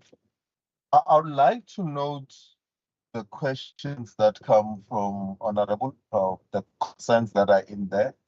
I'm not in a position to give a response now around those differences and why things are happening like that. Chairperson, may I ask for a bit of time to check, especially with our legal department? It's something that we'll appreciate even during discussions if it will lead into changes of those clauses so that there is uniformity around the role of the MEC and the HOD, which probably we might have overlooked when we were dealing with the bill. So we accept the comments, we look at it, and if it really calls for us to look at it, and then when these debates ensure, we will be able to concede where we think we have made a mistake. Thank you, Chairperson. Okay. I'm also going to keep the rest of my questions. I only stopped at clause 2, but I'm going to keep the rest of my questions for next time. I think we've already asked for a number of documents and or information, and we also haven't gone clause by clause through the bill. We've gone through the overview of the respective clauses, we've gone through the overview of the bill, but essentially when one deals with legislation, you see what is the law currently, you see, okay, what is the wording of what is being changed? What is the wording look like? Not just the description of the overview, like the actual wording. For example, clause 26 that is in front of us, that would be in column 2, and then in columns 3 and 4, you would see obviously the reasoning for the impact, the scope, costing, stuff like that. I mean, we do have over 1,500 schools in our province. So the possible impact on them with these particular clauses, we need to be 100% sure what we are agreeing to and what we are not agreeing to. With that, colleagues, I just want to find out if you are happy that we put a deadline for when we ask DBE to come back in order to assist us with the respective information and brief us on the extra information that we require before we go to public hearings. The last thing that I want is for members to be unclear about what we're going on public hearings to people about.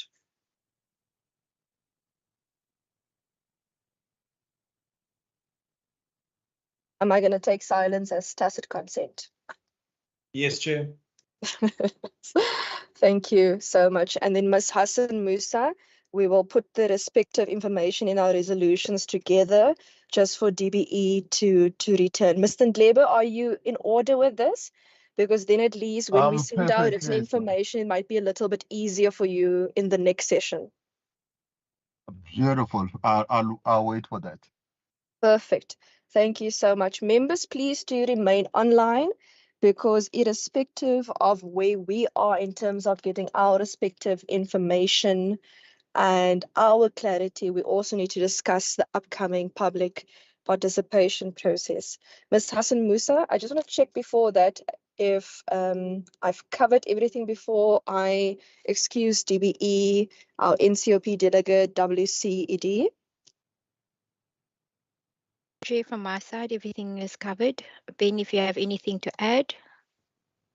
Mr. Daza, have I forgotten everything before we deal with the public participation discussion? Chair, if it's okay, I would advise the committee that the NCOP permanent delegate stay behind when the committee discuss the public participation for us. Thank you. Perfect, perfect, no problem. So with that, Mr. Ndlebe and your delegation from DBE, as well as Mr. De Vega from WCD, you're welcome to go ahead with your day-to-day tasks. We will be in communication soon regarding extra briefings and information as indicated on the meeting then, and we are going to now deal with the public participation process. Thank you very much, Chairperson, and we appreciate the manner in which you have conducted this. No hostility, nothing, very professional. We really appreciate it. Thank you very much. We are all professionals in the Western Cape province, every single one of us, irrespective of who we are. Thank you so much. We do You're get excused. insulted from time to time, but thank you very much that it didn't happen in this province. No problem. Thank you so Thank much, you, and have a lovely day further. Thanks, bye. Perfect. Colleagues, please do stay online. Just for context, this bill, based on its scope, will affect all of our schools, or at least majority of them. There are, if I remember correctly, 1,512 schools, and I think those are excluding the special needs education, if I remember correctly. This affects parents, there are clauses affecting learners, there are clauses affecting school governing bodies and impact on community members and teachers.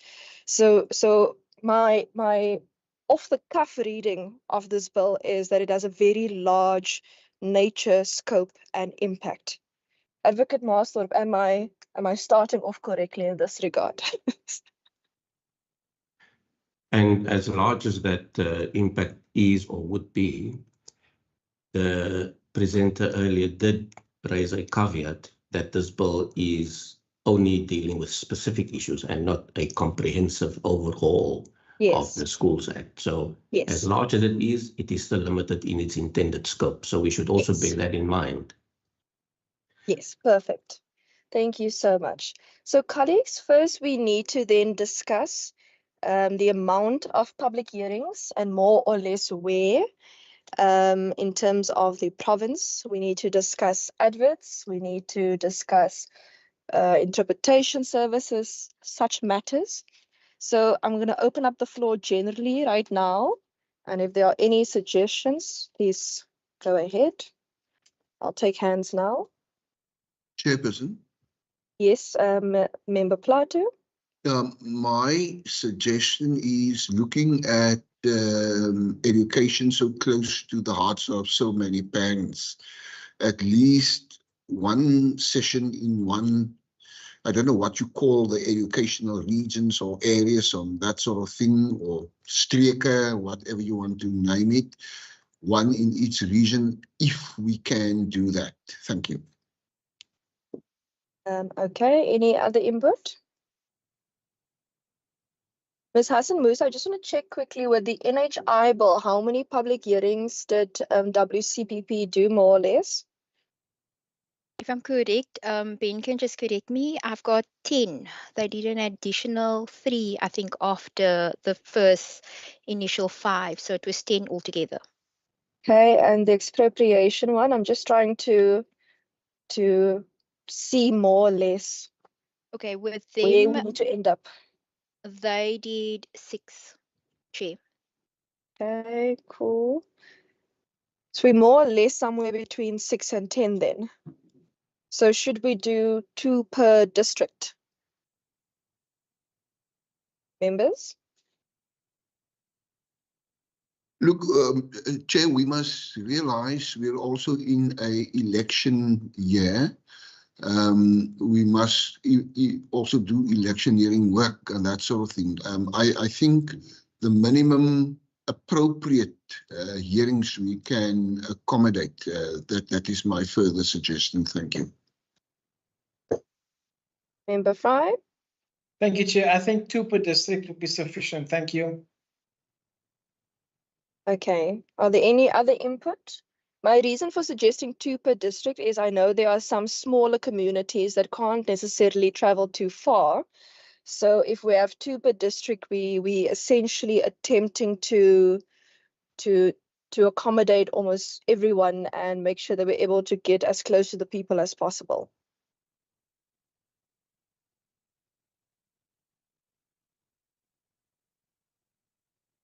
Okay. Ms. Hassan Musa, 2 per district then. Perfect. Then, as a general, we always have translation services at our public hearings. These include English, isiXhosa, Afrikaans.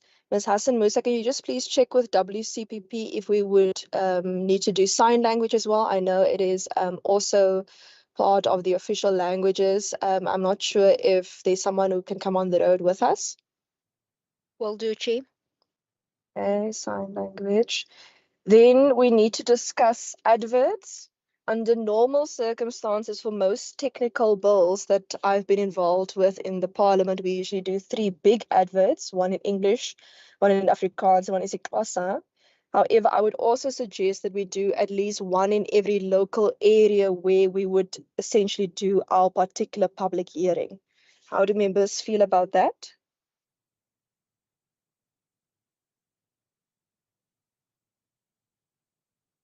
Okay, I'm gonna take silence as tacit consent. Okay. Then Ms. Hassan Musa.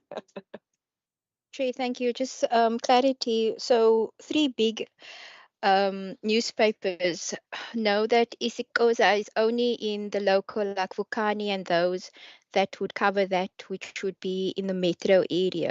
So we will cover that on that level, if that is in order. That is fine. I think members, if you're okay with it, the 3 big ones will be English, Afrikaans, isiXhosa. And then depending on which local newspapers are available in the local areas, Ms. Hassan Musa, perhaps you can then advise us accordingly at this stage, and that we do at least 1 per local area. No problem. Everyone happy with that? Mr. Daza? Yes, Chair, thanks, Chair. My question, just to clarity in terms of the 2 per district, are we talking about 12 hearings? Because my understanding is that Western Cape is composed of 6 districts. Is that the understanding of the committee? And if the committee can be maybe specific in terms of towns, unless the committee says the chairperson and administration can work on towns, then that's fine, we can do that. But if the committee can give us as much information as they can, so that we can start working on logistics and stuff like that. But if the committee says that the chair and administration can decide, then we will do that as well. That's not a problem. Okay, let's just clarify the first part quickly. 2 times 6 is 12. So yes, we meant 12. Members, are there any particular places that you are very passionate about going to speak to members of the community? Or would you like me to liaise with the administration in terms of the areas? We don't need to decide all 12 today if you don't have all 12. If there are specific places that you would like us to go to, we can maybe start with those. Member Fry and Member Plato, I also had the bubble there. Thank you, Chair. I don't have a specific area to go to, but I would hope that we would go to the Bito municipality because we haven't been there as the education committee I think, in quite a while. So if you could go to the Beta municipality, I would be grateful. Thank you. Yeah, Chair, from my side, I think your earlier taking with areas was, I go along with that. One at least in one of the bigger centres and one in lesser bigger centres. I think you make the referral to smaller areas that never seen us and that sort of thing. I think now we have might have the opportunity to do that. Thank you. Okay, so for the bigger ones, I would suggest that, okay, so we already have Pito, that we do the city of Cape Town. We can do 2 in Cape Town. We can do 1 at the chambers and 1 in a larger community area. I suspect that I think the largest economy after the CBD and Tygerberg is Mitchells Plain and Khayelitsha combined. So perhaps if we could find a second area there close by, that would be wonderful. My other suggestions would be that we include at the very least Beaufort West, Saldanha, Mossel Bay, and George. The rest I'm not too picky about. If members have specific places they would like us to go to, but the administration can always assist with the rest if members don't have any particular names now.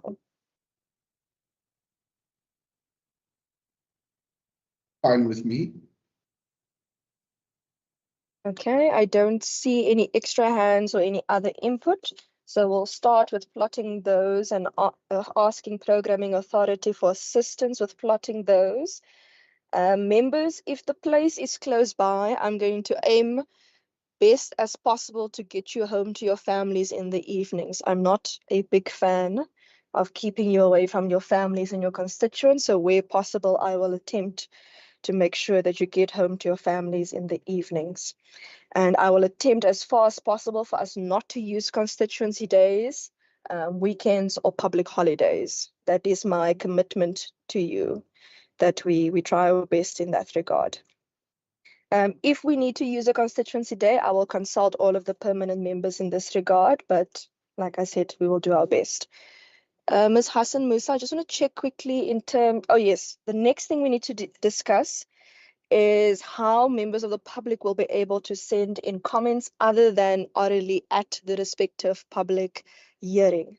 Usually we have an email address that written comments can be sent into, but I would also like to suggest that our IT department creates a template for us, similar to what we did on the UIF public hearings, where if members of the public wish to just fill in a form online and indicate their support, not support, support with amendments, if they want to make amendments, if they just want to comment, etc., that they're able to do an online form, and that is then sent to Ms. Hassan Musa.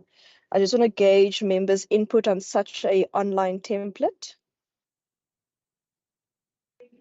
As long as it's open to everybody, then I'm fine with that, Chair. Yes, it will be open to everyone. You will have to obviously indicate your details as to who you are on the template to say, this is who I am, this is where I'm from, these are my contact details, this is how I feel about clause 1, this is how I feel about clause 2, this is what I want amended, this is what I support, this is what I object to, in that line. What I could also do is we can also resolve that Ms. Hassan Musa just forwards the online template to members so that we just approve it before it goes public, perhaps. Would that assist? I agree. Okay, everyone happy with that? Perfect. Then we will have an online option. We have the written email. We have the oral comments at the public hearing. Ms. Hassan Musa, will we have a WhatsApp number as well? Yes, Ms. Chair. Hassan Musa. Yes, Chair, we will. We'll also, I need to know from the members if we will be doing the Facebook campaign as well as be involving POE in assisting with out in the communities, informing them. No problem. Members, are you happy with the Facebook campaign so that members of the public can send in those comments? I'm happy, Chair. Okay, so Ms. Hassan Musa, you will just have to figure out a administrative system for yourself to collate all the comments on Facebook as well. Because some people might just comment on the Facebook page or the post. And then PO to then assist us with the stakeholder management and the liaising of all the communication. And I just want to check, is it possible, Ms. Hassan Musa, for us also to reach out to PMG to ask whether they'd be willing to also advertise it? I will check with them, Chair, and revert back and revert. Yes, I know when I was still on economic development, they offered their assistance in advertising the UIF matters. So perhaps they might be able to, as they do monitor all of our meetings, I think they are a key stakeholder in this regard. Then, before I move on to resolutions, Ms. Hassan Musa, have I forgotten anything? Or members, if I've forgotten, if there's any extra input that you would like to make for the public participation? Okay, I have written to the NCOP to ask for extended timeline. They have indicated that they've received the request, but we have not received the response yet.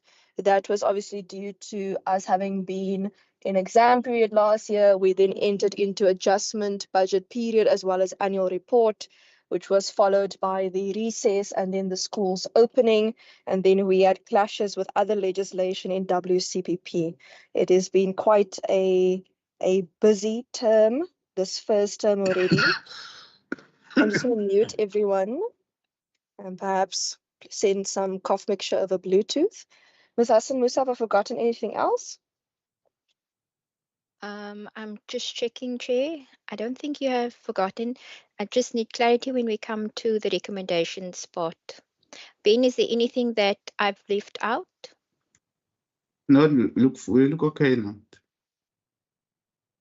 Perfect. Then the things I've written down that was either promised to us or asked was the CS, which we have received, but the annexures to the CS were not attached. So Ms. Hassan Musa, we just need the annexures. And the costing, if that is a separate document, they refer to the costing, but it wasn't clear if it's only in the CS or if there's separate costing. I would also like us to consider that the National Treasury brief us on the costing commitment and how that would happen. Members, before I go on, are you in order with those resolutions? Yes, I'm in order. no. Okay. Then I asked for the amount of learners not in school because I am a little bit concerned about the impact of enforcement on parents. And then there was a comment made by the DBE official regarding compliant and functional SGBs. But if I remember correctly, in our Western Cape annual report, I think our compliant SGBs was over 90%. So I think perhaps if we could get a breakdown of the compliant and functional SGBs in terms of percentage per province, just because I think Member Fra made a good point as to what is the context behind that particular clause. Then Mr. De Vega indicated that he could forward us the WCED's written comments on the bill. Advocate Master, I just wanted to check, do you have written comments on the bill that you would like to share with us, or are the oral comments provided today the only ones you would like to share with us? The one that I shared today, Chairperson, is the one concern I had. Other than that, nothing really. Okay. Of a legal, substantive nature, no. Okay, so as a committee, we might just have to, when we do the clause by clause, have to look at what are the operational clauses in comparison to policy direction and whether the wording when it comes to MEC and HOD are consistent with those respective functions. Am I reading that? Am I hearing that correctly? You are, Chairperson. Let me just point the following. As we know, a bill of this nature, or even a law of any nature, I should say, is a policy document. It's a statement which a drafter or which a ruling entity wants to make, and that's the direction they want to send the country into. So we follow the policy statement. If it is that the drafters want an MEC or a minister to have a role other than the traditional, if you like, role, that is their call. I'm just arguing for constancy and for consistency, ideologically and philosophically, because a political head cannot be countenanced to step into the operational arena. If they want that to happen now, that is their call. It's for us to accept or reject it. I'm just arguing for that kind of philosophical consistency. It's not illegal. It's just that it has a jarring sense to it. Thank you, Chair. No problem. Thank you so much. When we also ask National Treasury for the costing, I do think it would be important for them to speak to us about transversal procurement, because transversal procurement is also being affected by the current draft the current public procurement bill that are before provinces. And I'm assuming that as state organs that schools and SGBs and so on will also thus be affected in this regard, because transversal procurement is also being referred to in this bill. But this bill was drafted before and introduced before the public procurement bill. Then the other suggestion I have, oh yes, and I wanted the draft regulation on the pregnant learners, how far they are on that. And then the only other thing I would like to see is I actually would like the FFC, Financial and Fiscal Commission, in terms of the constitutional provisions, section 220 to 222, to actually come tell us what they believe the costing on this bill is. As we all know, the FFC has a constitutional duty to all provinces to give us advice on money bill matters and things that affect money and finances in the province. They have assisted us on education matters in the budget committee before.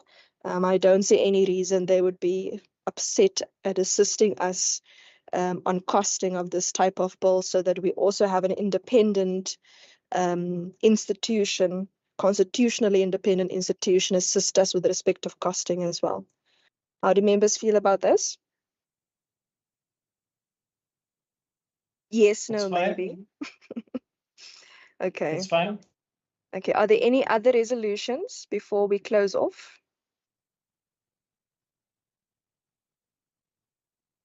Okay, if there are none, just for the stakeholders that are online, thank you so much for joining us. I know that this was not a public hearing day, it was just a briefing to the committee, but we hope that you join us for further briefings and further public hearings, and that you're able to engage with us on the respective legislation going forward in the respective public hearings. But if you don't have Ms. Hassan Musa's details by now, please do get in touch with her. And yeah, Ms. Hassan Musa, anything that I've forgotten? No, I think you've covered everything. And then we will request that information from DBE in the week to come, so we have it way before we start the public hearing process as well. Perfect. And then when we just update with the information and documents and briefings that we require, and once we've received updates from the programming authority, so that we just update the NCOP. I understand that they have not sent us reply yet regarding extension of timeline, but so that we just keep them in the loop as to our program as well, please. Perfect. Ms. Moss, I think yes, you're still online with us. If you have anything that you would like to add or comment on, or will you be joining us on the public hearings? Welcome, welcome. I know you had some technical difficulties a bit earlier. Just remember to unmute yourself, Ms. Honorable Moss. I'm saying, Chairperson, I don't have any thing to comment. I must say it was an excellent exercise of today. Forward with this process forward. Yeah. Thank you so much. We aim for excellence. Thank you so much. But with that, colleagues, thank you so much for being online. Thank you for your engagement on this Friday afternoon. I hope you have a fantastic afternoon and weekend forward. And we have lots of reading ahead of us. So good luck and goodbye. The meeting is adjourned. Thank you, Chair. Thank you, Chairperson. Thank you, Chair.